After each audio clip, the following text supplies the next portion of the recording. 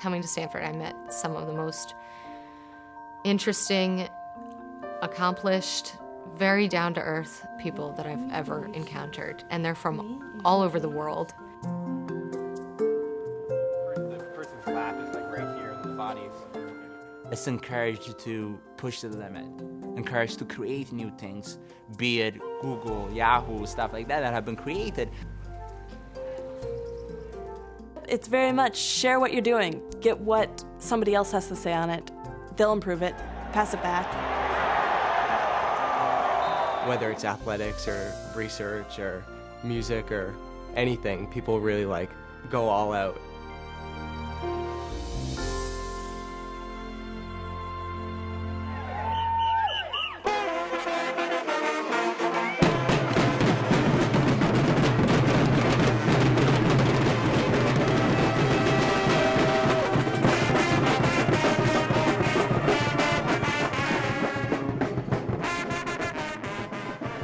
I could not have imagined college to be so great when I got here. A lot of fun, a lot of craziness that made me feel at home. We have kids here from all over the world and all walks of life, and I mean that. And everybody can find a sense of belonging here. There isn't a Stanford way to be. Right here. Go down and to the right. Oh, I said the train goes? Yeah, just go down to the right. Please do not forget where you came from. It will provide you with the strength and inspiration as you search to discover where you are going. Knowing who you are. My roommate now, who I met in freshman year, Danny Neal, he was over in Japan for the past 6 months, and he was doing neurobio research at the University of Kyoto. You know, they're the personal experiences you had, the people you met, any impacts you made. It's not the next 4 years of academics. It is, but it's also the next 4 years of your life. New startups that are coming out every single day. A lot of them are Stanford students. My roommate, Michael Dinnerstein, is the smartest person I ever met. I think I was just looking at it, but see how different this image is?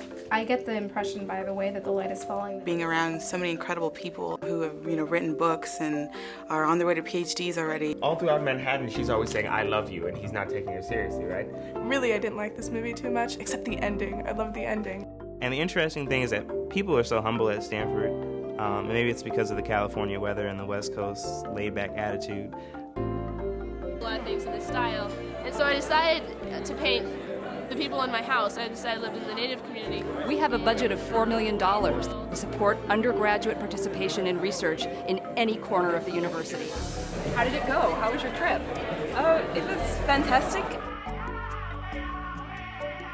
I have a friend who went to China on a grant and took pictures, and that was her research project. And so I traveled all around South Africa and Zimbabwe, and that led me to South Africa, where I did research on sustainable development. And similar.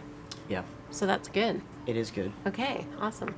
Your personal education is what really matters to Stanford, so there are millions of opportunities to do independent studies and to get involved in cutting-edge research. That's what I like about it, is that my professor really helped me. I think she gave me a lot of positive feedback, encouraging me. That was a great experience, being able to do something that I'm so passionate about.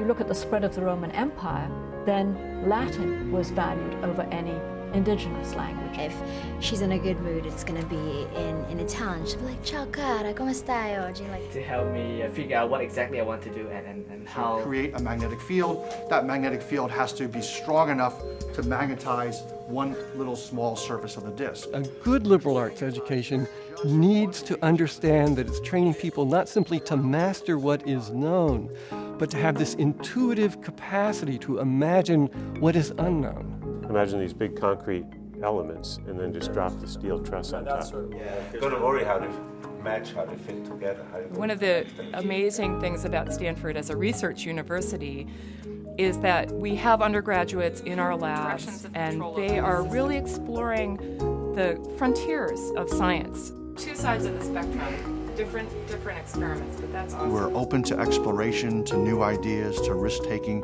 That defines the American West. It always has. And Stanford's part of that.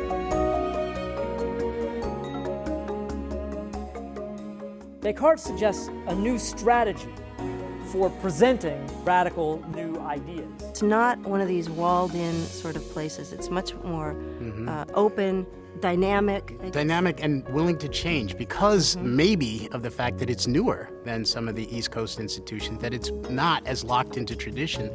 You know, they said, no, just come in and teach Silicon Valley entrepreneurship because the oil's going to run out. They are on the top of their field, almost everyone here, and they really allow you to interact with them on a personal level. Unless something else comes up, and that's okay, right? So next year in sociology, they have opened my mind to so many concepts that I wasn't aware of before. This, you know. Now we can They're so incredibly knowledgeable, and they don't hoard that knowledge. They want to share it, they want to spread it, they want to see how you react to it, they want to hear your ideas. So there actually is, you can hear all of it. Okay, good, let's go to the beginning. Straight through, please. Seeing as how you're surrounded by all these amazing people, it might be a little bit scary. It makes you question, why was I chosen? Am I really good enough? But slowly you realize that this is your place and that you also have a very interesting story to tell.